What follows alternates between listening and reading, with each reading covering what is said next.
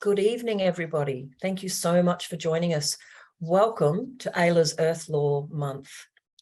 September 2022 has been unilaterally declared to be Earth Laws Month, and AELA is hosting more than 30 events, all online, most of them free, to share with you all really amazing stories of people's work and research and thinking about humanity's relationship with the living world.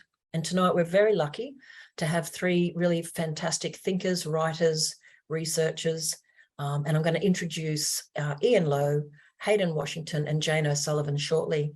Jane was unable to join us in person, so we've got a pre-recorded talk from her, which I'll show in a moment. But what I might do first is acknowledge country, so please bear with me so I can show some beautiful slides. So first of all, this is our lovely slide about Earth Laws Month. I do hope that you've had a chance to look at the program. As I said, we've got more than 30 events, probably more than 70 speakers now, and it's earthlaws.org.au, and you can click on a button on the homepage to find our program. And there's going to be a whole bunch of new updates for the rest of the month coming up in the next day or two. But tonight, in a moment, I'll introduce our speakers properly.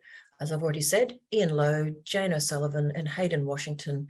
I'm so pleased we have these really terrific thinkers tackling one of the more difficult subjects that we have to grapple with, population, and its interconnection with consumption and climate change, some of the most important issues that, in particular, industrialized societies need to discuss and embrace and face. So I'm really looking forward to our discussions.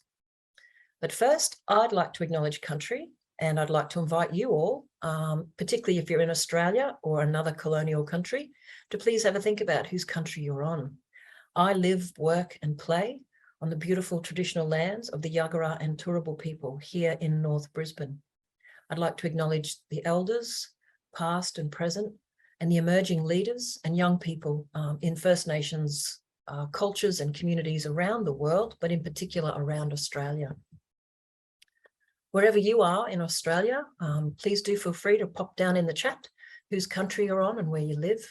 In the work that we do inside the Australian Earth Laws Alliance and the New Economy Network Australia, NENA, we always like to acknowledge country and acknowledge the ongoing impacts and legacy of colonisation. Always was, always will be Aboriginal land. And the work that we do is all about embracing this beautiful continent and this beautiful planet, acknowledging the first peoples, the remarkable civilizational culture that has cared for country and cared for kin since time immemorial. And we have so much to learn. Throughout Earth Laws Month, you'll be hearing from some remarkable Indigenous friends of ours.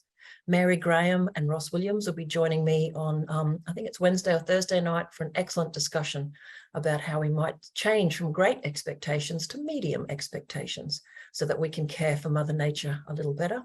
We've got Victor Stephenson later in the month too, talking about fire management. And next week, we're only going to be promoting it as of tomorrow, some of the amazing elders from the Regenerative Songlines Australia will be giving a talk, a roundtable discussion, including Tyson Yonkaporta, Charles Marshall, Mary Graham, Ross Williams, and Alana Marsh. So we'll be promoting all of that. Please keep an eye on it. It's deeply important to me personally and to the work of AELA and Earth Laws Month that Indigenous knowledge and current law and systems are, privileged and honoured and learnt from. For those who don't know, very quickly, quick advert, the Australian Earth Laws Alliance was set up by a group of concerned lawyers and is now a very multidisciplinary organisation. We're interested in how we can increase the understanding and practical implementation of Earth-centred everything, but with a particular focus on governance. And our programs look at law, economics, ethics, education, Indigenous knowledge, the arts, and much more. And you'll see this little diagram here. We believe one of the important aspects of shifting from a human-centred, growth-focused to an earth-centred, regenerative system of thinking and doing, it's all about changing culture in the first instance. If you don't know much about AELA, please do visit our website, shoot us a note, get in touch. We are small but mighty, and we celebrate our 10th birthday this year. One of the other events as part of Earth Laws Month is our 10th birthday party online. So that's us. Oh, there's our 10th birthday party. But now it's my great pleasure to introduce our speakers and to move into the core part of our discussion today. Ian Lowe is probably not a stranger to any or many of you. Ian Lowe, I consider one of our greatest scientists and thinkers in Australia, published dozens and dozens of books. Thank you for sharing that. That was very cheerful, whoever was that. And Ian has worked in a number of different research roles, but also as a leading thinker through the Griffith University's Department of Science for many years. He's now allegedly retired, but I keep dragging him into our talks. And he's a mad keen cricketer. I don't think a lot of folks know how good he is and how committed he is to all of his cricket. And Ian will talk this evening. He's going to open up our discussions tonight about these issues around population. I'll then introduce Jane O'Sullivan and HAYDN Washington when they're about to give their talks. So our goal will be a 10 to 15-minute talk from our three speakers. Jane's pre-recorded talk is 10 minutes. We'll then open up for a bit of Q&A. If you have questions, please put them in the chat and I will collect them as we go. So without further ado, I'm going to take the spotlight off HAYDN and myself and keep it on Ian. If anyone's got any weird or wacky technical questions, please do pop them in the chat. Otherwise, thank you so much for putting up with my introduction. And now on to the main show. Ian Lowe, let's talk about the tricky stuff, population, consumption, and climate change. Thank you.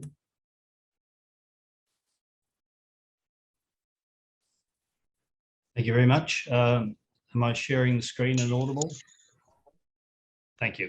I'd also like to begin by acknowledging that I'm the land of the Gubbi people and pay my respects to elders past, present and emerging, acknowledge that sovereignty was never ceded and recognise that, as Michelle said, this always was and always will be Aboriginal land. And in the context of Earth Laws Month, remind you that the first Australians worked out over tens of thousands of years how to live sustainably on this harsh and unforgiving continent.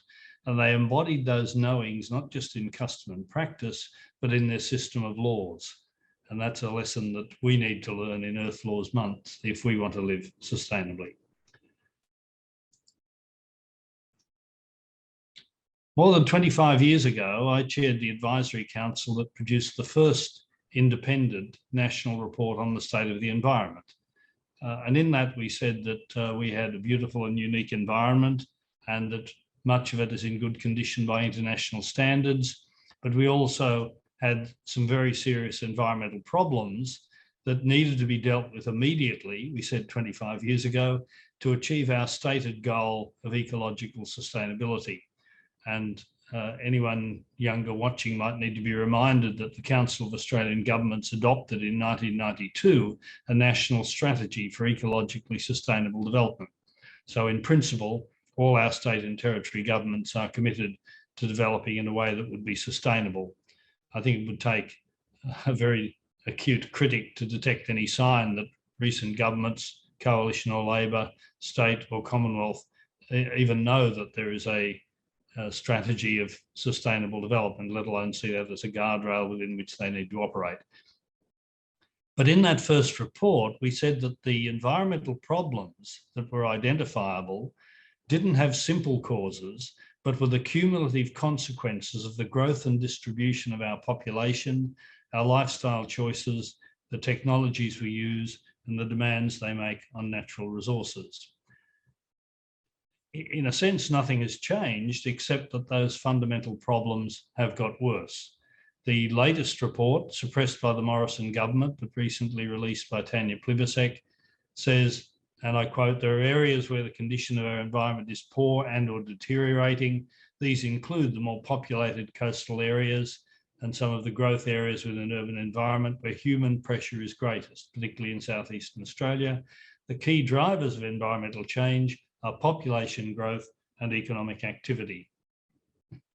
The latest report said overall, the state and trend of the environment is poor and deteriorating because of increasing pressures from climate change, habitat loss, invasive species pollution, and resource extraction. And it said explicitly, as if we needed reminding, that all of those pressures are more or less directly proportional to the demands of the human population.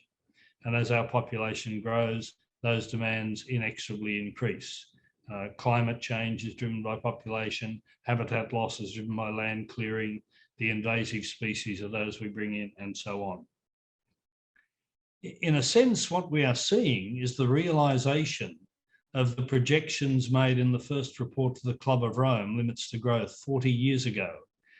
It said that if the key parameters of population, resource use, industrial output, agricultural production and pollution were all to continue on the growth trajectory that was identified in 1972, 50 years ago, we would see limits to growth within 100 years and most likely economic, social and ecological collapse before 2050. Dr. Graham Turner of CSIRO has compared the standard world model of limits to growth, their standard run, with 40 years of data from 1972 to 2012, and we are right on track for that standard run, right on track for economic, social and ecological collapse before 2050. To take the specific example of population, the birth rate is slightly below the curve of the standard run 50 years ago, but so is the death rate. So the population is almost directly on top of that red dotted line in the first report to the Club of Rome. If you worry about these sorts of things, you might notice that in that standard run, world population peaks about 2030 and then goes rapidly down, and by the end of this century is about half the present level. And that's a reminder that no species can expand without limit in a closed environment, and that if we don't control our population in ways that are socially acceptable, it will be curbed in ways that are quite unpleasant: starvation, disease, and fighting amongst ourselves. The report that Jane O'Sullivan, Peter Cook and I wrote earlier this year, Population and Climate Change, made these key points. Population is driving climate change. Increasing population is causing accelerating climate change. It's also increasing the vulnerability to climate change, because a greater population means more people are in regions which are at risk from climate change. It's also compounding the impacts of climate change. Slowing population growth would lessen the challenges, and in that sense, family planning is a best buy for doing something to slow climate change. While controlling our population and stabilising it does not ensure that we can halt climate change, ignoring population ensures that we cannot halt climate change. The key equation, as adumbrated by Ehrlich, and Holdren in 1967, IPAT, the impact of the human population equals our population times affluence times technology. The problem is that all three are still increasing, and as Gus Speth said in a comment on an opinion piece I wrote for the TELUS Institute's Great Transition Program, the factor P, population, is especially important when A and T are large. And in countries like Australia and the countries of North America, affluence and technology mean that the proportional impact of each person is much greater than in poorer parts of the world. Excessive consumption is the problem, but as the population increases, unless consumption per person is reduced, consumption increases proportionately. Climate change is the result of our emissions of greenhouse gases. A growing population means more emissions. To put that in concrete statistical terms for our country, since 1990, Australia's population has increased from 17 million to 25.5 million, almost exactly 50%, and our energy use has increased from 4,000 petajoules to 6,200 petajoules. And while our energy use has been cleaned up slightly by the adoption of solar and wind, our emissions in that period have also increased by 50%, directly in line with population growth.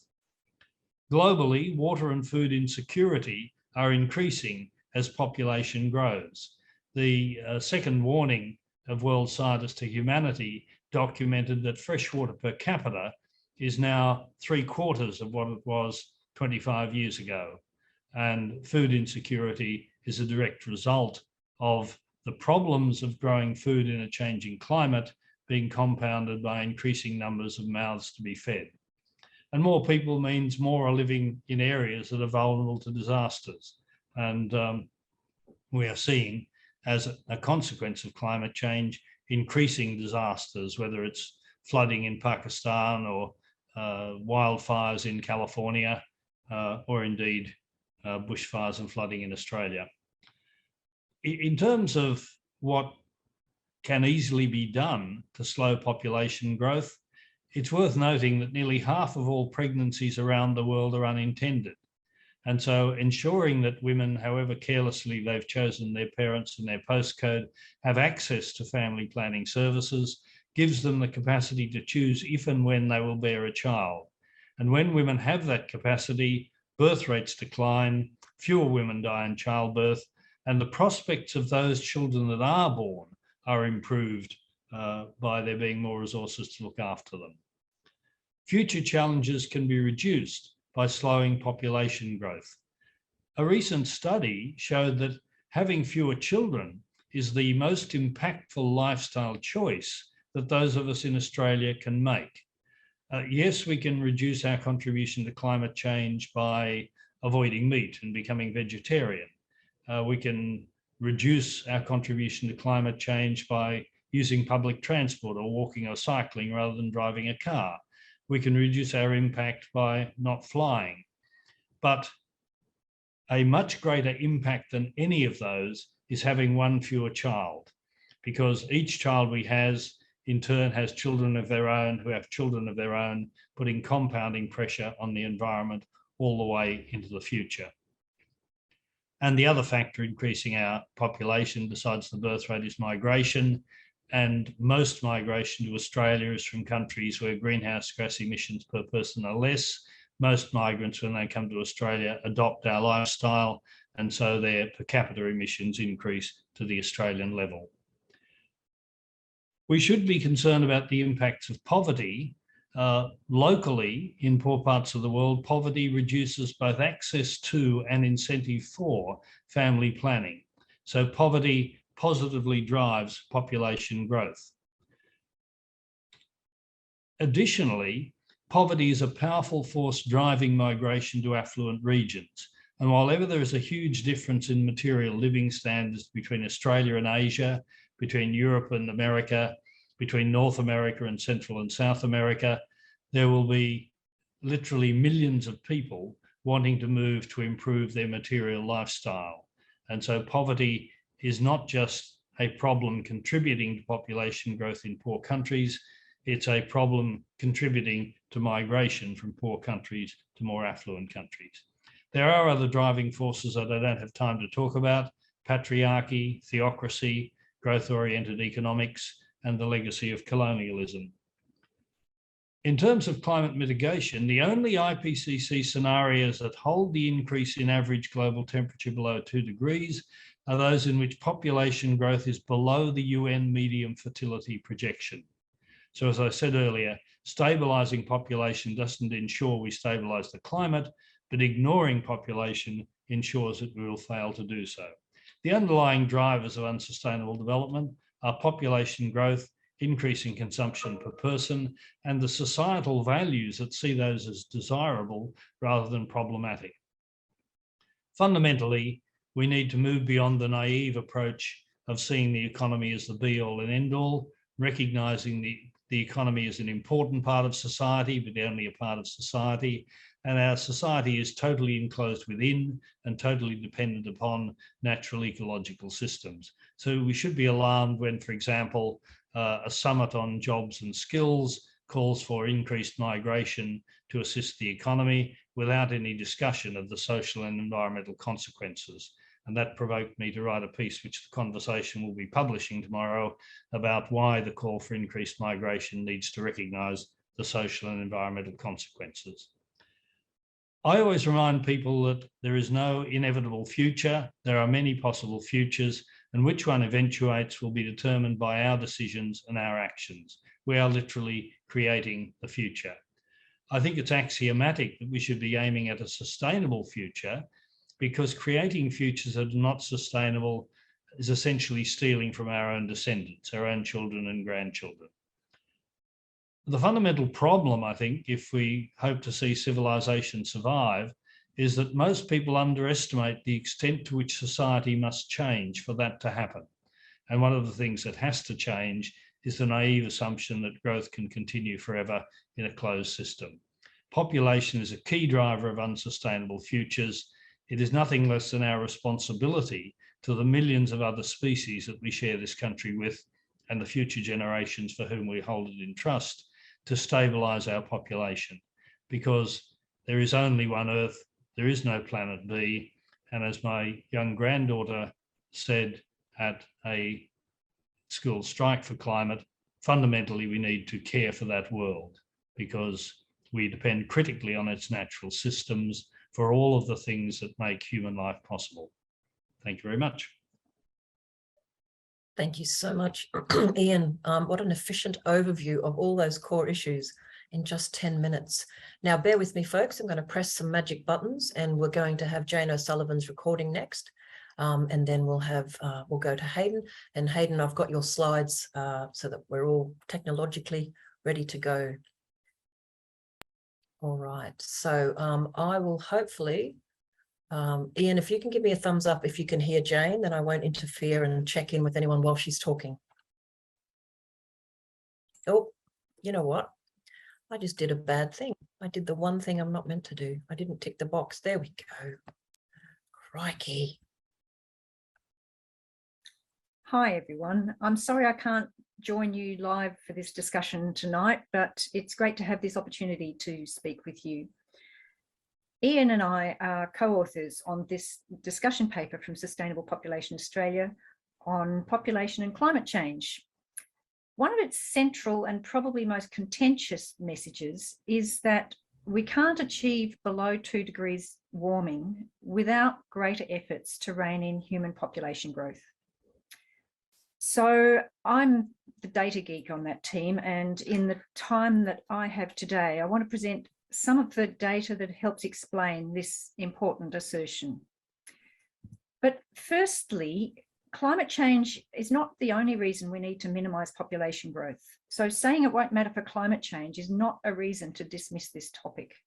It's overwhelmingly a humanitarian imperative to fend off mounting crises of resource scarcity and environmental degradation on which billions of human lives depend.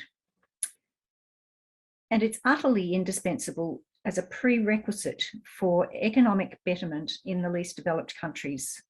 It's essential for gender equity and women's empowerment, and it's crucial to avoid violent conflicts and failed states, which are greatly heightened by rising hunger and growing cohorts of unemployable men. And it's vital for climate change adaptation. Indeed, in the high fertility countries, adapting to climate change is only a minor addition to the challenges of adapting to population growth. Nevertheless, we can't stem the loss of biodiversity or keep warming below 2 degrees if we don't make more effort to curb population growth. Not just in poor countries with high birth rates, but also in rich countries where every added person has a very large ecological footprint. Now, a lot of people think that the future population is already baked into the pie, so why discuss it?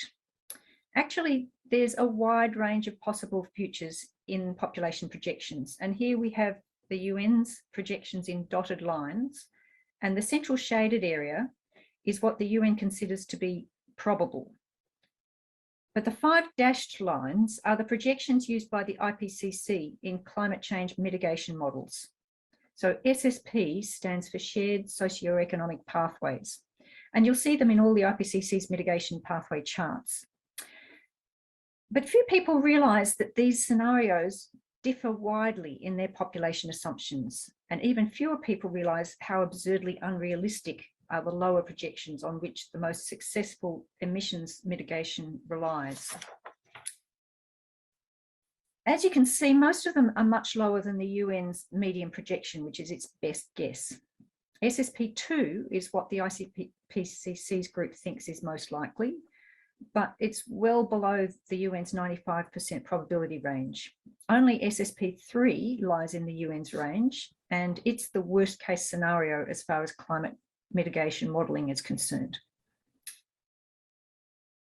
So this is the key paper that demonstrated that it was not possible to contain warming below 2 degrees using SSP3. The table shows the range of results they obtained by using all the available mitigation models and all the SSPs, and applying clean energy technologies, carbon capture and storage, very high carbon prices, and all the levers available to get warming down to each of the target levels. So on the vertical axis are climate forcings, which is the amount of global warming achieved, and 2.6 watts per square metre equates roughly to 2 degrees of warming. And they found that it was completely infeasible to limit warming to 2 degrees using SSP3. So why was this? Was it because people use a lot more energy and resources in SSP scenario than the other ones? No, quite the opposite. These are more figures from the same paper, and they show that SSP3 is by far the poorest of the scenarios. That's SSP3 in the red lines at the bottom of the charts. It's a world in which poor countries stagnate in poverty. But the reason they failed to get emissions down is because of the extra land needed to feed SSP3's bigger population. Expanding forest cover was completely impossible, as more land was needed for farming. So eliminating energy emissions wasn't enough. We must also reverse land-based emissions, which means limiting the growth in food demand. But a lot of people choose to think that the UN is being pessimistic and SSP2 is a better estimate of where the future population of the world is headed. In fact, the UN has been consistently underestimating, not overestimating, population growth in recent years. The UN's projections are revised every 2 or 3 years, and this chart shows what the UN believed the world population to be at the time it issued each of its recent revisions. And the light blue dashed lines are where it projected the population would go from the time of each of those revisions. So time after time, growth has been greater than they anticipated. That puts us right on track for SSP3. What none of these projections consider is how much difference it would make if policies and programs were adopted to try to reduce the birth rate faster. It's odd that they don't consider this, but that's all part of the population taboo. I had a go at doing this a few years ago, and here you see my business as usual scenario in purple, in which all countries continue to reduce fertility according to their recent trends, and a proactive family planning scenario in green, in which all the remaining high fertility countries adopt voluntary family planning programs similar to what countries like Thailand, South Korea and Iran did in the past, and only achieve the average success that those past programs achieved. What I found was that it's still feasible to achieve something similar to the UN's low projection, which is only a bit higher than SSP1, but every year we fail to implement these interventions increases the feasible peak population by about 100 million people. So another decade of inaction means an extra billion people to cater for. And it's not just greenhouse gases that are at stake. These charts show what a huge difference population growth will make to land availability and food security in these African countries. So the top charts in blue show the change in rainfall that's anticipated to happen as a result of climate change. And below this in red are population projections, and in green below that are the impact of this population growth on arable land per person. And you can see that the impact of population growth is vastly greater than the impact of climate change. But if each of these countries followed my proactive family planning scenario, they'd be following the dashed green lines, which greatly diminish their risk of future famines. So returning to Australia's situation, another big factor that people often don't appreciate about population growth is its impact on how fast we have to change our systems and behaviours to decarbonise. Mark Diesendorf published an article just last week showing that we simply have no hope of building out renewable energy infrastructure fast enough unless we also reduce total energy demand. And as he said, trying to do it while energy demand is growing is like trying to win a race while the finish line is running away in front of you. In Australia, the growth in energy demand in recent decades has come entirely from growth in the population. Stopping population growth isn't enough. We absolutely have to reduce energy consumption per person. But we have little hope of doing that fast enough if we return to our rapid population growth that we had before the COVID pandemic. Now, my last point is really going to throw a spanner in the works. And this is work I've been doing recently because I was interested to know if the increased rate of economic development that countries get when they slow population growth increases their emissions enough to cancel out the savings from having fewer people. And what I found was, yes, it usually does. So these charts show Thailand in the solid lines, a country that had a very successful family planning program, and the Philippines in dashed lines that didn't. Thailand's population growth slowed down, and after the birth rates came down, its GDP per capita took off. And in the right-hand chart, you see that its emissions growth has outstripped the Philippines, even though it had fewer people. So I did this with other pairs of countries, and in each case, the solid lines are the stronger family planning country and the dashed line is the weaker. And in each case, faster fertility decline meant more rapid economic development and more emissions. But obviously, there's an opportunity to prevent this effect if development happens using clean energy technology. And there's more prospect of achieving clean development if there's less population growth. So these charts are not a reason to let high birth rates persist so that countries stay poor.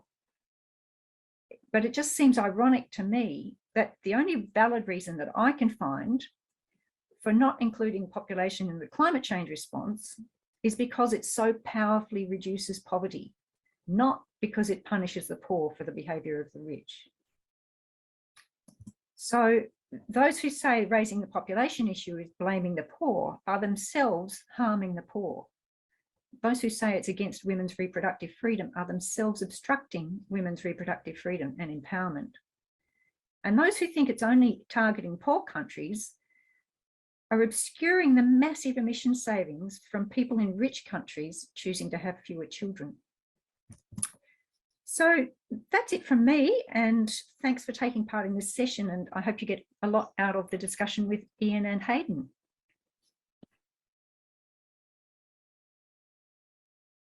Okay, so I hope that everyone was able to absorb all of those facts and figures. It was certainly a challenging discussion, not only the fact that there's obvious benefits across the board in terms of reducing population growth, but then there's this turnaround, which we often see in energy efficiency discussions.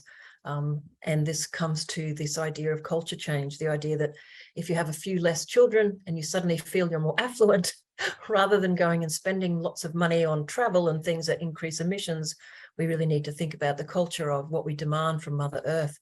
And I do think it's extremely important that we engage with them at some of these ideas, and we will come back to them shortly. And I'm just going to spotlight Hayden so that I can bring him on. So we'll do keep putting your questions in the chat, everybody. I'll let Ian off the hook and I'll remove his spotlight so he can relax for a little while until we bring him back. And thanks, everyone. I can see your comments coming in. Thanks for your patience. We'll definitely get to them all. Now, Hayden, I can share screen for you, and all you have to do is command, and I shall make sure that I am moving the slides as you wish. And sorry, Hayden, I didn't give you a proper introduction. I'm grappling with too many buttons.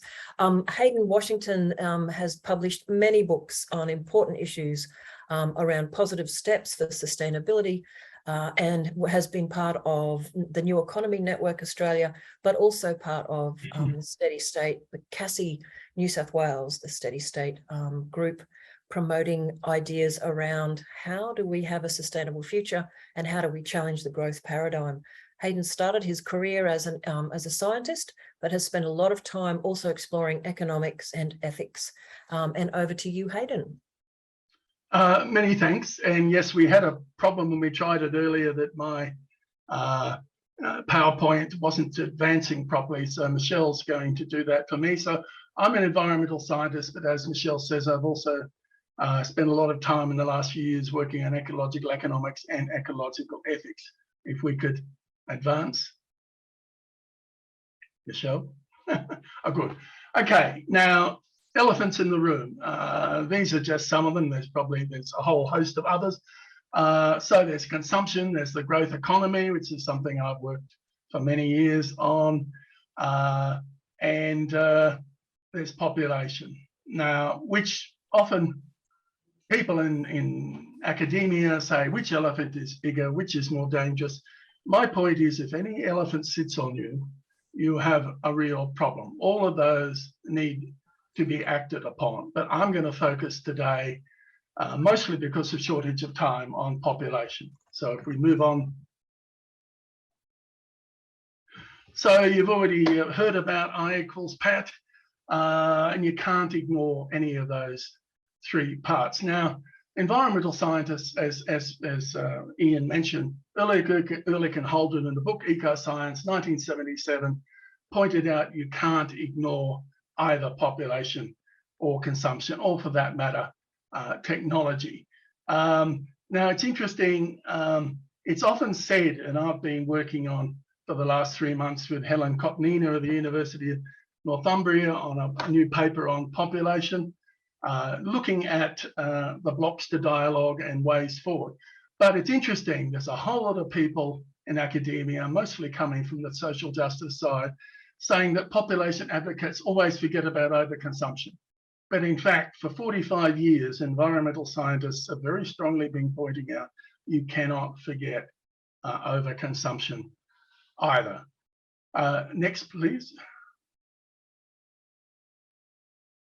So there's Kenneth Boulding there. I just want to remind you of his wonderful quote that anyone who believes in indefinite growth in anything physical on a physically finite planet is either mad or an economist.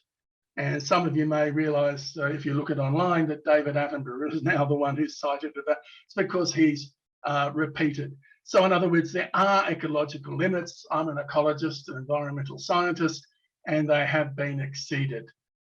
Next, I'm not going to talk very much about this. Just to summarize, so you probably know ecological footprints, 1.75 Earths. Living planet has dropped 68% since 1970. Way back in 2005, 60% of ecosystem servers were degrading or be used unsustainably. We've exceeded 4 planetary boundaries, and by 2100, without action, between half to 2/3 of life could be extinct if we don't take action. And as Aileen Christ, environmental sociologist, has said, the scale of what we are doing, the sheer moral evil, is almost unimaginable. If we move on. So I put this in last because people forget that it's not just about it's not just about climate change. It's not even just about extinction. There are lots of other environmental crises, such as forestry. For instance, in Malawi, a 1% increase in population causes a 2.7% increase in deforestation. Land degradation is expanding. Bushmeat, which is basically wild animals, bushmeat is declining as they are being hunted to extinction. Overfishing is going up big time. So it's just that a lot of people seem to forget these other environmental crises are advancing also, and most of them are very strongly driven by an increasing population. Next, thanks. Dialogue.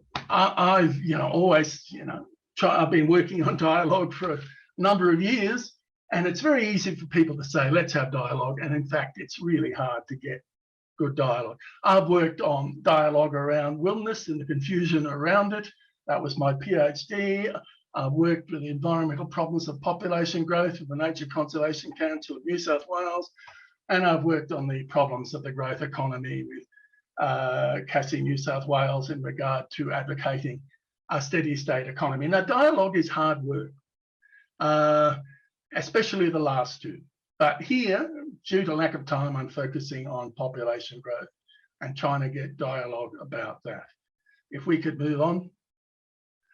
So what are the blocks to dialogue? Well, growthism and anthropocentrism are two key blocks. Bill Rees noted, the flawed assumption that human well-being derives from perpetual growth has distorted the lives of more people than any other cultural narrative in history. Human supremacy or anthropocentrism is something that I've written a lot about, and where moral standing is only being granted to humanity and not to the more than human world. Now, as Collins, in his recent book on the depopulation imperative, has concluded, we have become the most acute moral issue that we face. If we could move on to the next one, thanks. Denial. Unfortunately, humanity has a key problem that at least around half of us tend to deny things we don't like or make us afraid. And this can turn off intelligence, can turn off creativity and ethics, and indeed it can make worse conflict, starvation, disease, and war, and lead towards the collapse of civilization, as Jared Diamond has pointed out. So denial is a real problem with humanity, because if we can actually break that denial down, then we are really taking a step forward to solving our problems. Next, please, Michelle. Okay, well, everyone's expecting religious and cultural taboos. Often contraception is criticised within religious and cultural taboos. I'd just like to point out that the reverse is also possible. For instance, in Tunisia, they actually had a whole lot of religious gurus, teachers, who came out in support, which is why Tunisia has reduced from 7 children per woman to just above replacement. Absolutely, the best, and has the best attitude to women in Africa, arguably. If we could move on. Rights. This is a really difficult one, really confused, really polarized. As Collins has suggested, there's a conflict of rights. The rights of the individual to reproduce and the rights of other species to continue to exist, such as the rights of nature. And they're often written about as if they're absolute and inalienable, that this is a human right and you just can't do anything about it. But in fact, rights are interacting with other rights all the time, such as the rights of nature, the rights of future generations. So I'm arguing, and other people are arguing, we need a balance of rights and responsibility. So reproductive rights is a really big thing in a whole lot of academia. But fairly rarely do you get people talking about we also need reproductive responsibility, with key things there, of course, the contraceptives, family planning, and education. But I'll talk more about that later if we move on. So political and social justice aspects. There's a lot of criticism of people talking about population in the social justice side of academia.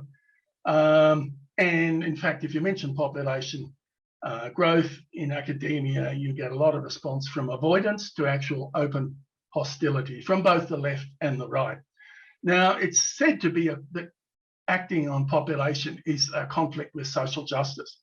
But in fact, population growth, in fact, increases poverty.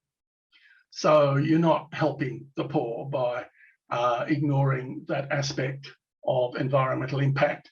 But of course, we have seen a lot of the political left and a lot of the environment movement have denied the importance of population growth and its environmental impact. And well, I've been working for many years to try and turn that around within the environment movement, and it's a hard job. But we're talking about action to reduce population growth or overpopulation in a non-coercive way, right? So you're not forcing anybody to do anything. You're not killing people in euthanasia. You're not sterilizing people forcibly. Those non-coercive ways, and we'll talk about a bit more in a second, is a win-win situation for both social and ecological justice. Because for me, justice does not just sit with humanity. It's also more than human kin. Next, please. So sophistry. Sophistry is the use of clever but false arguments, especially the intention of deceiving. And that a little cartoon on the side is, oh, he never amounted to much until he mastered sophistry about a politician. And with sophistry, you take the perceived moral high ground and dismiss anybody you're disagreeing with as immoral. And the most common example of this around population is to label population activists as racist. And so there's this aspect of population shaming that has come into the debate, and I can tell you a whole lot of academics will not mention the population issue because of that. And of course, population advocates have been called hypocritical, racist, coercive, and even anti-human. And I've been reading quite a number of these articles lately. They're not going away. If anything, they're actually increasing. Next, please. So, ways forward. How do we actually improve things? Well, dialogue is really important. Dialogue is the key antidote to denial, and it involves true listening and mutual respect. If we get participants in any forum to agree on those ground rules, the chance of gaining meaningful dialogue goes up. And I've done this with wilderness, attempted it with population, and I've been attempting it with the growth economy. The last two are much harder, but it's a key way forward that we really have to start talking about this. Next, please.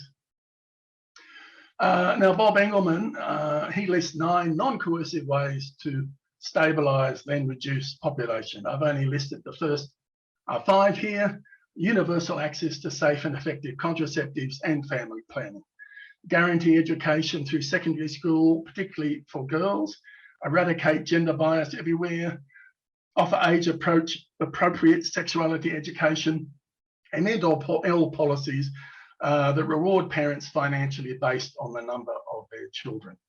If we could move on. And stopping child bride marriage. Shocking, in fact, that 25% of young women are married before their 18th birthday. And child bride marriage is at the appalling level of 33,000 a day. So we run the risk that the number of girls and women married as children could get close to 1 billion by 2030. And if you can actually reduce that, and it is starting to reduce, but not fast enough, then you could certainly lower population growth around the world. Of course, it has to be done country by country in a culturally sensitive way, which is what happened in Tunisia. Next, please. So celebrating the next success stories. As I say, Tunisia was 7 children per mother in the 1950s and is now just slightly above replacement level because it used those programs, it educated, it had support from the religious clerics. Another success story is a population media centre started by Bill Ryerson, and it basically uses entertainment and education and mass media to promote social and cultural change, and particularly by addressing the full rights of women and girls in population and the environment. And it's had a huge impact around the world, and it's also done a lot to address crucial human rights. So if you haven't seen, I suggest you go and have a look at the Population Media Centre website. They're doing some excellent work. Next, please. So I'm not sure how I'm going with time, but I'm down to the conclusion that society needs to face all the taboos. So population growth, overconsumption, and the problems of the growth economy. all of them. That means we need to talk about overpopulation along with the others. I'm not trying to say we don't need to talk about the others. I spent a lot of my time in my life doing that as well. The problem is there has been this taboo in a lot of academia about talking about the environmental problems of population growth. So, for example, a number of estimates have been made of an ecologically sustainable global population, but a lot of the more credible ones come out at around 2 to 3 billion. Now, you know we're going to hit 8 billion later this year. So, but we can stabilise, then reduce population using non-coercive strategies that we've talked about, and that is going to help us reach an ecologically sustainable future. And it's a win-win situation for both social justice and ecological justice. The two have to go hand in hand. Just one more slide to end on a joke. If an elephant sits on you, as he says, have you noticed it too? Yes, well, I think we do need to notice all those three problems and not deny any of them. That's me, thank you. Thank you so much, Hayden, and thank you, Ian. Yes, I can see some people doing a little clap here, or you can press the emotion button and blow trumpets or little celebrations. But thank you so much, Hayden and Ian and Jane, for those fascinating talks. There are a range of questions coming in, but to kick things off, I might put a couple of tricky ones to you. So, Hayden, thank you in particular for explicitly mentioning some of the arguments people have against talking about population. Can I just ask both of you, and I'd ask Jane this too if she was here, why, and I think many of us know the answer, but why do you think it's so hard to talk about population in Australia? Well, if I can start, remember, people are drawing on the historical mistakes, such as forced sterilisation in India, which, yeah, it was fairly limited, but gee, it keeps getting brought up. And the other aspect is, as Jane O'Sullivan has herself pointed out, is there's been a rewriting of history about family planning. Family planning was actually started by women to help women.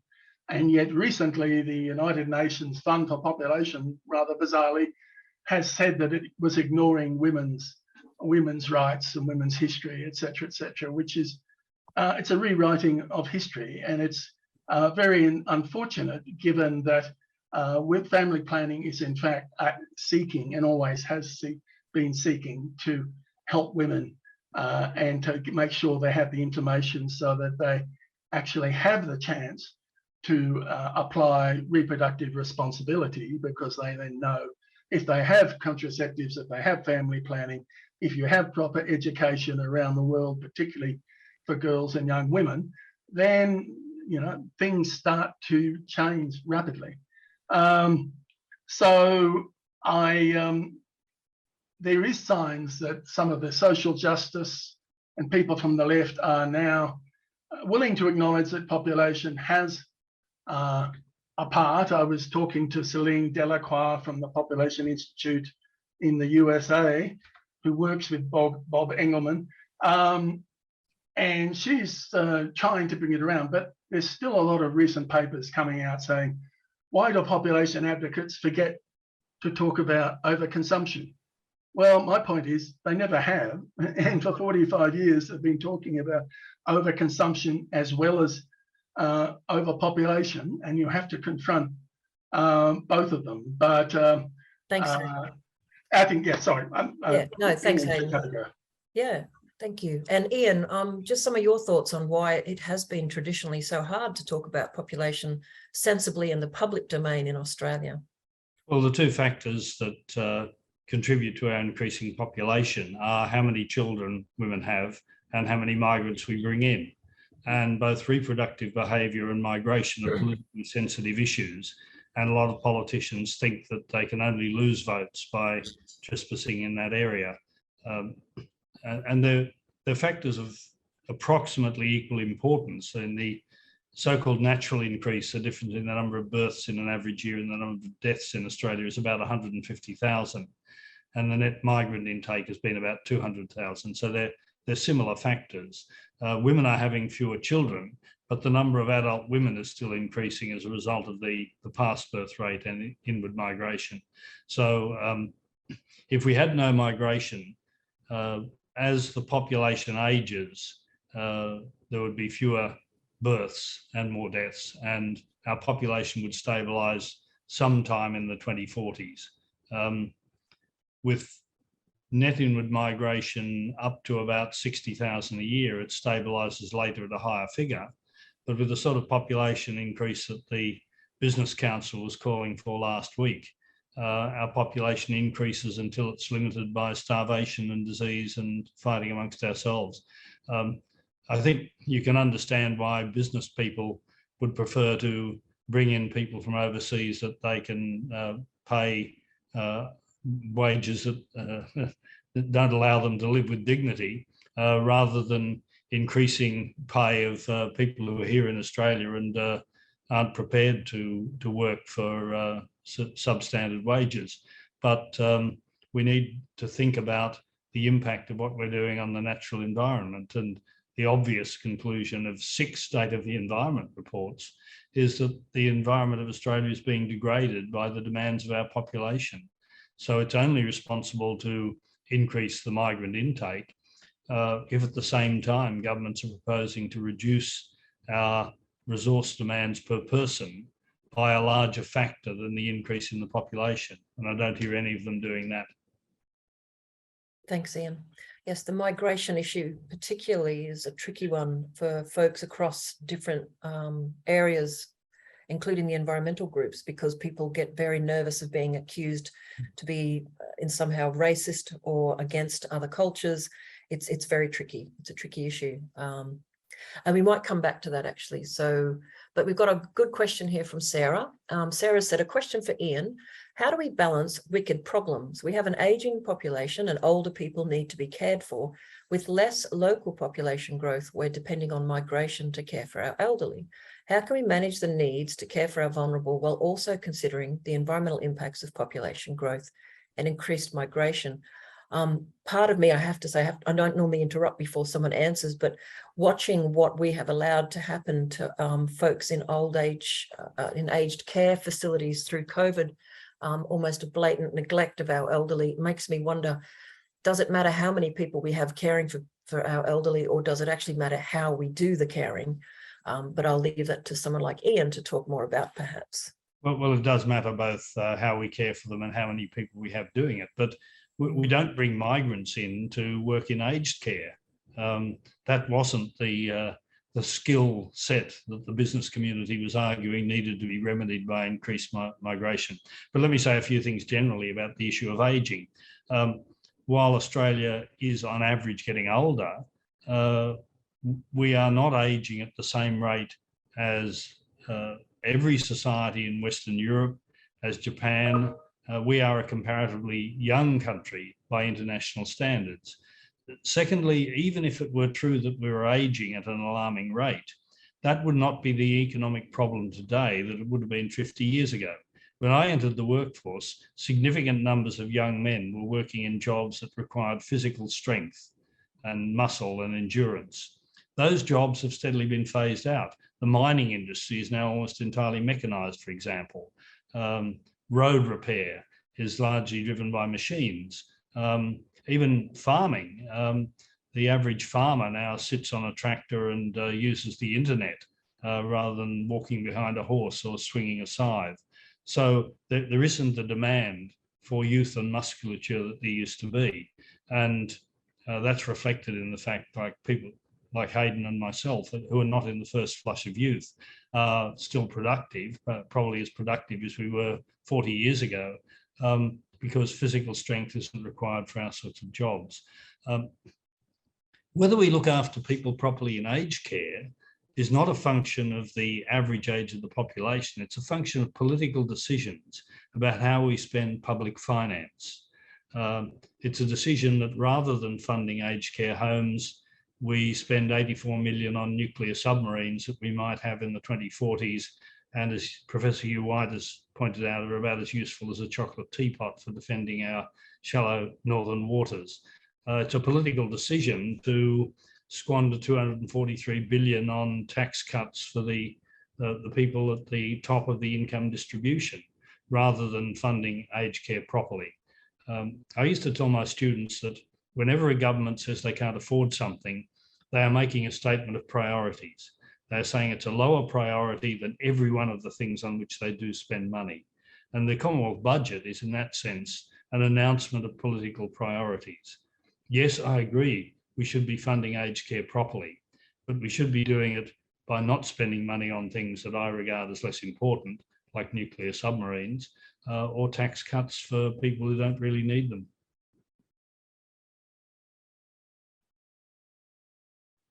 You're muted, I think, Michelle.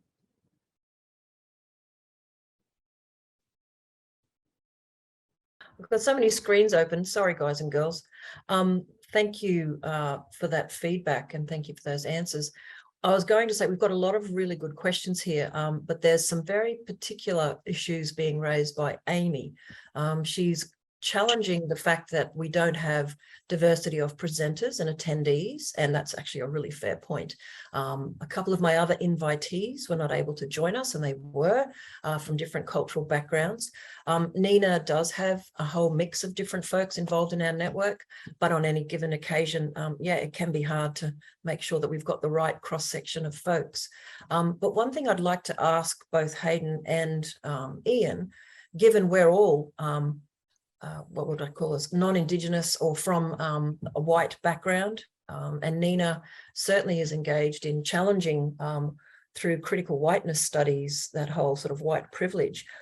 How would you answer questions or criticisms that challenging migration is actually something that the white privileged classes are happy to do, whereas we still have to think about our compassionate role, our obligation to take in and care for people who, from whatever cultural background, might be fleeing from terrible situations? I mean, is there a way to think about this as a mix of some migration and reducing natural population? Or how do we handle that? How do we handle these issues of compassion and care for each other? Well, if I can go first, I agree we need Please. to be more compassionate. And in saying we should reduce migration, I also advocate an increase in our humanitarian intake. I think last year our humanitarian intake was about 15,000, but the talk is of increasing the skilled migrant intake to 200,000. I'd be much more comfortable with migrants if we were dealing with the humanitarian problems.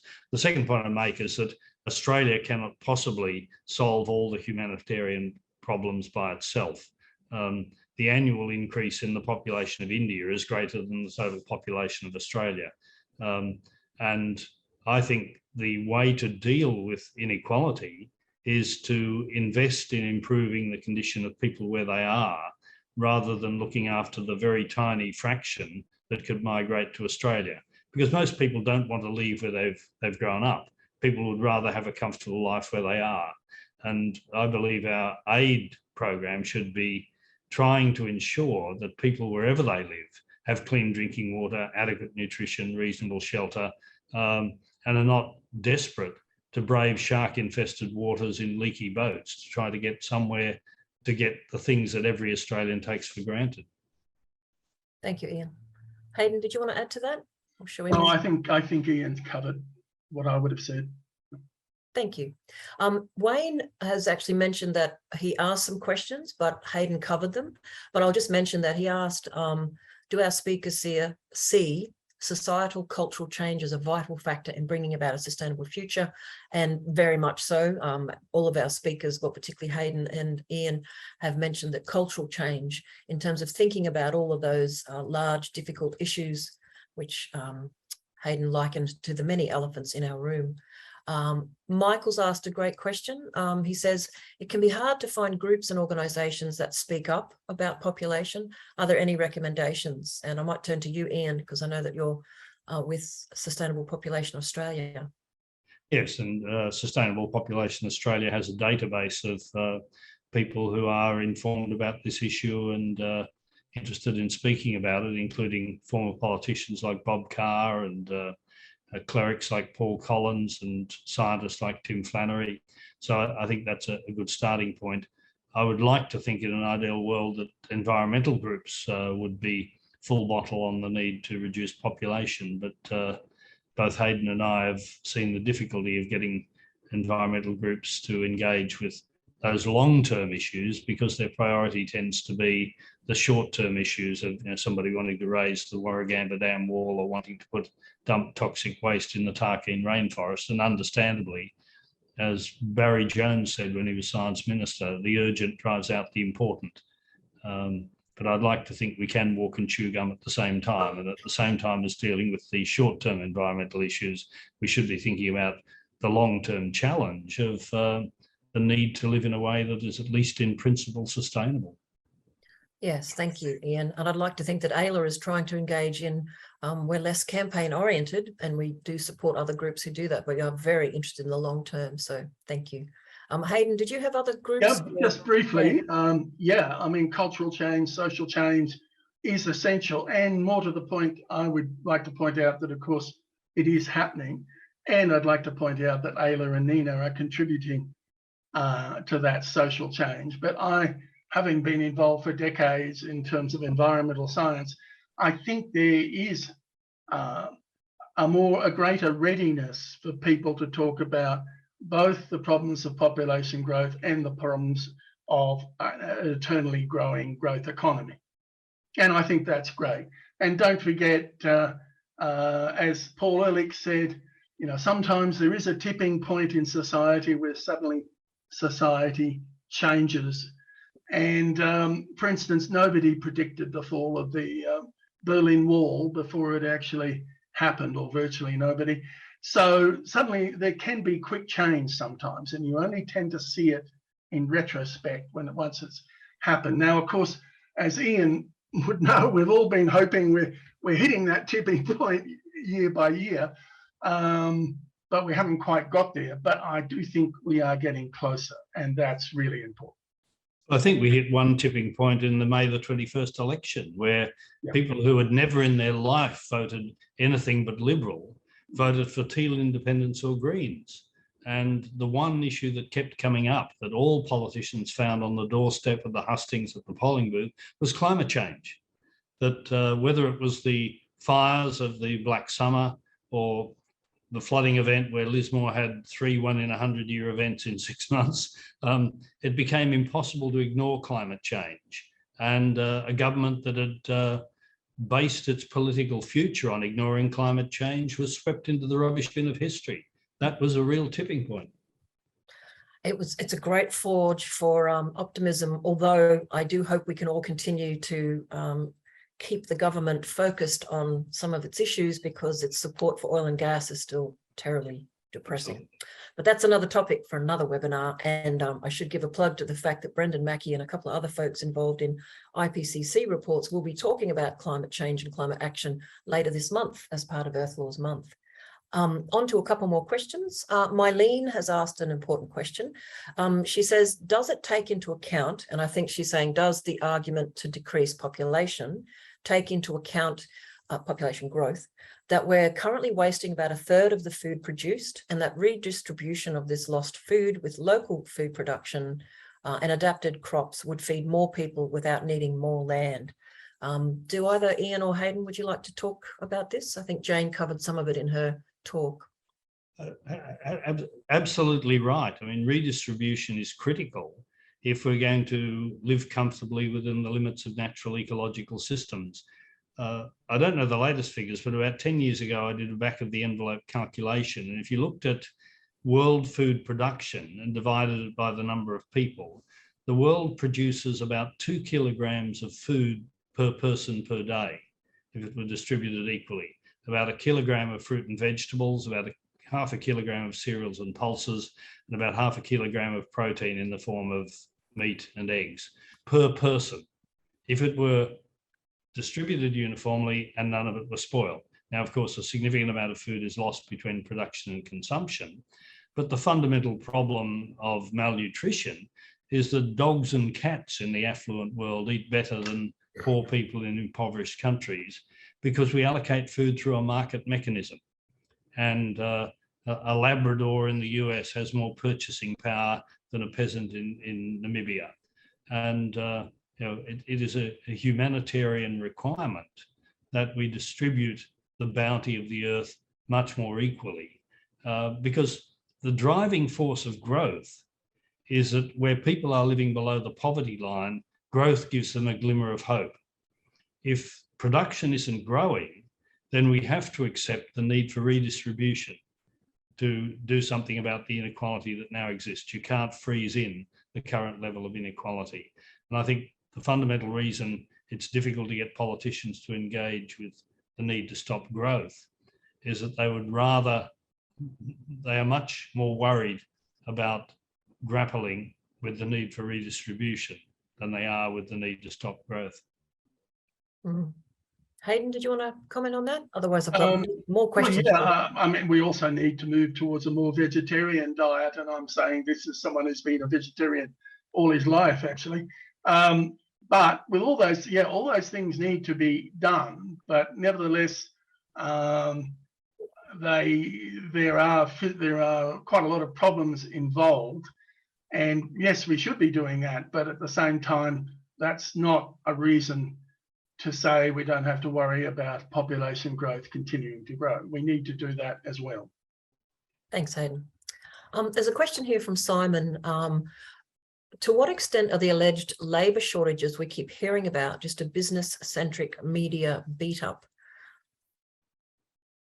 To some extent they are. I mean, basically, there's a labour shortage for picking crops because people aren't prepared to pick crops for the wages that are offered under the conditions that are offered.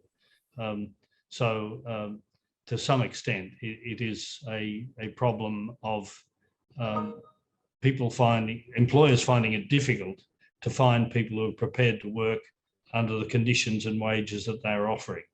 The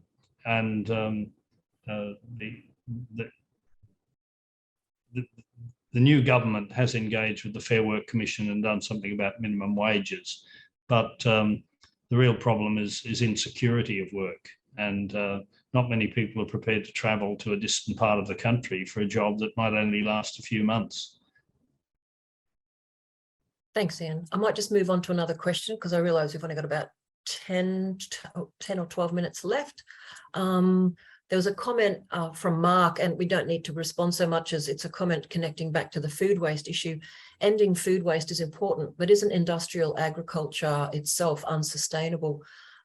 We also need to rewild more land, reduce stock and use fewer emissions. Therefore, wouldn't stabilising and reducing populations better enable this transition to occur?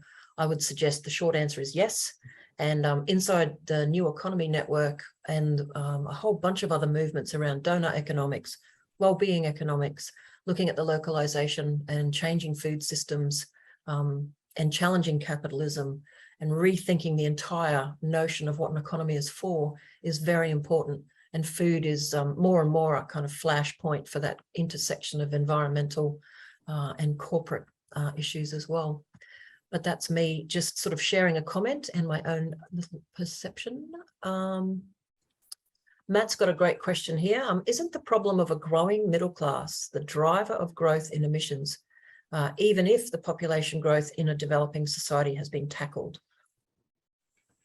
Good point. As people become more affluent, they consume more. That's why there's the three factors in the equation: population, affluence, and technology. And nobody could oppose our fellow humans becoming more affluent.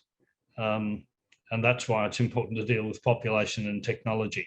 Affluence is clearly desirable. So we need both to stabilise the population and critically improve the effectiveness of using resources for what people need. I reviewed a study done by the UN about 15 years ago on the problems of meeting the legitimate development aspirations of the growing population in the Asia-Pacific region. And it concluded that the only way of meeting those legitimate aspirations for such basics as clean water and reasonable shelter and adequate nutrition within the limits of natural systems is to have what he called a new industrial revolution, in which we meet basic needs using 20 to 25% of the resources per person we now do. And that's the fundamental point of Hayden's 1.75 Earths at the moment. Even if you could wave a magic wand and stabilise the population today, you'd need to address the fact that we must reduce resource consumption and waste production to somewhere around half the present level, just to get it back in balance with natural systems. And that means more efficiency. And in local terms, it's a scandal that appliances that could not legally be sold in the European Union are still dumped on the Australian market, that we're one of the few developed countries that doesn't have minimum efficiency standards for vehicles, doesn't have fleet efficiency standards. We could easily live at the same level of material comfort using half the energy we now do, just by using available, cost-effective technology. And it's a scandal that nothing's been done about the National Framework for Energy Efficiency report that was presented to the Howard government in 2003. In those 20 years, we've done almost nothing to improve the efficiency of using resources. I worked in Australia's very first climate change agency, the Sustainable Energy Development Authority, in 1995. And when we were starting to address energy efficiency, we were literally looking back to the best of the best materials, which were from the OPEC oil crisis in the mid-1970s. Yes. And ever since the corporate misinformation to destroy the climate change advocacy in the late 90s, energy efficiency and challenging demand has just become invisible.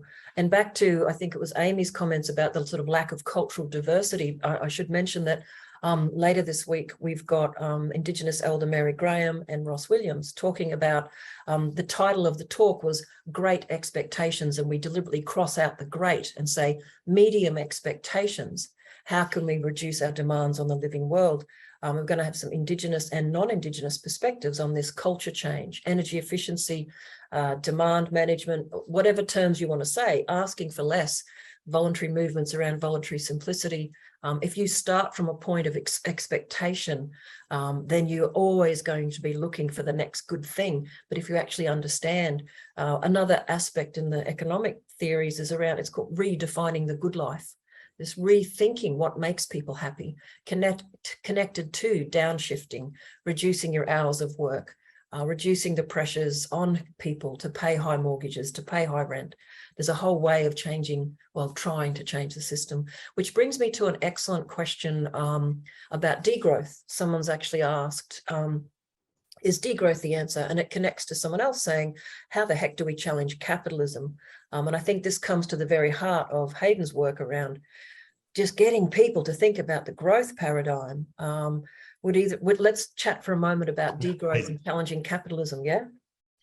Yeah, and also there's also a question there or a statement from Phil that isn't it true that if we don't have economic growth, we have collapse, recession, depression? No, it's not true. I mean, we've grown up in a society that has assumed that you have to have growth because that's just the way it is. That in fact, a steady ecological economic, steady state economy, post-growth economy, whatever you want to call them, degrowth as part of that is not sending us into depression or collapse. It's trying to stop us heading into collapse by heading off this endless growth mentality that is in fact one of the key causes of the environmental crisis, which is why we can't reach an ecologically sustainable future, because the UN and a whole lot of others are still trying to grow their way to solve a problem that's actually caused by growth.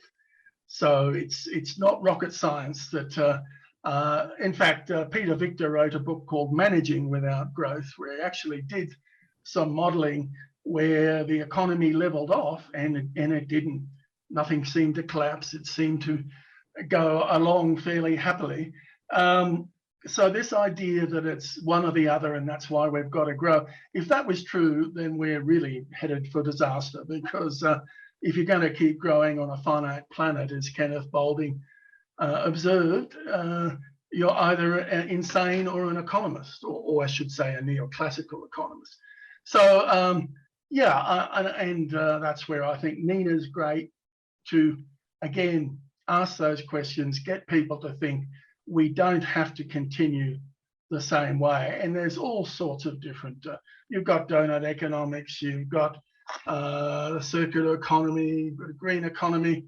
Now, I must say some of them won't talk about population, such as the green economy and the circular economy, but others of them do, chiefly the steady state economy.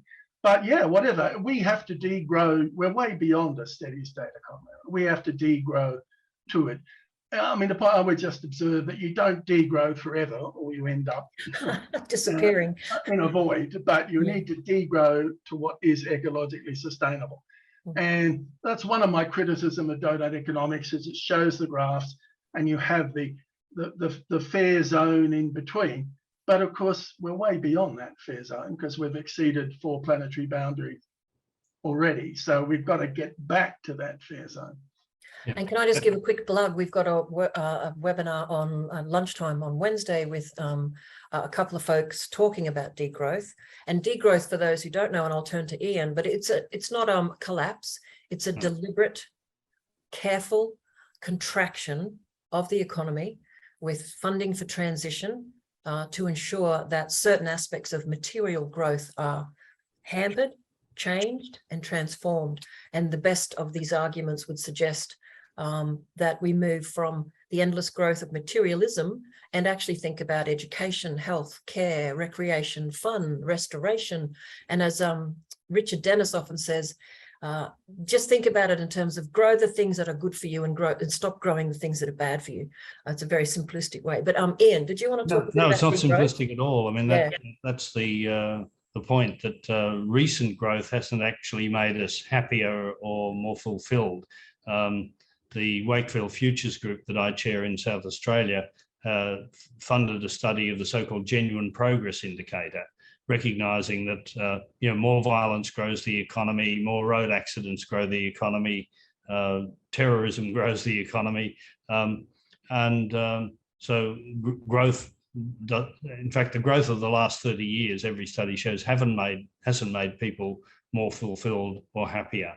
The second point, Hayden mentioned Peter Victor's modelling. What he showed is that if the population's growing, there is pressure to grow the economy, because if the economy's stopped growing and the population is still increasing, then the wealth per person is diminishing. And he argued that, yes, we need to stop growing the economy, but that will only be politically feasible if we first stabilise the population, so that there isn't pressure to produce more for the increased numbers. So, at some point, I mean, what the Club of Rome model showed is that if we don't stabilise the population in ways that are socially acceptable, it will be stabilised in very unpleasant ways. And that's not a legacy I wish to see for my children and my grandchild. I actually think that's a really nice point to end on. It's about the choices we make. We know what has happened to bring us to where we are. If you do the analysis, people can see that growth economics, capitalism, overconsumption, extractivism, spread across the globe from a colonial mindset of, if you run out of stuff, just go somewhere else and take it. And we held some seminars in July to look at the so-called space race and the plans to go to the moon. And if you have any doubts that our culture still believes in expansionism and extractivism, please watch those webinars. People are talking about the space economy, and they're seriously considering mining the ice on the dark side of the moon, which has been, in the dark for 3 billion years. But, it's okay. We know what we're doing. So these ideas, this culture change, the expectations that our society, my people, the non-Indigenous descendants of the privileged white folks from a colonial country like Britain, these are the things that we must face bravely and challenge, but do it with compassion and love. And with compassion and love, I'm really grateful to Hayden and Ian and Jane for really sharing and talking with us about these complex topics. And I'm really thankful to all of you. You've put some terrific questions in there. There's still so much more we could talk about, and so many more people to bring into these conversations. So really want to thank you all for your time tonight. And I saw a few folks yawning, so it's that time of night. For those of us who are above 22, it's time for a little snoozle, I think. But thank you so much, everybody. Please tune in tomorrow. We've got a fantastic session where I'm going to grill Richard Dennis, who I adore, to say the topic tomorrow is, what would it take to build an earth-centered economy? And I'm not going to let him off the hook. We're going to focus on that. We've got Degrowth Wednesday. Oh, and we've got a great session where, again, I'm going to grill the wellbeing economy folks on Thursday. The beautiful Catherine Trebek, Mike Salvaris, and Gareth Hughes from New Zealand. And I'm going to be putting to them, so what can the wellbeing economy framework offer our environment? Can it protect the environment? Because everything I'm seeing is showing the environment kind of as a continual stakeholder with people, and it ain't. Mother Earth, she's primary. Anyway, thank you so much, Ian. Thank you, Hayden. Always a delight. Yeah, thanks, everybody. We'll see you soon. Thank you. Thanks, Hayden. Good night, everyone.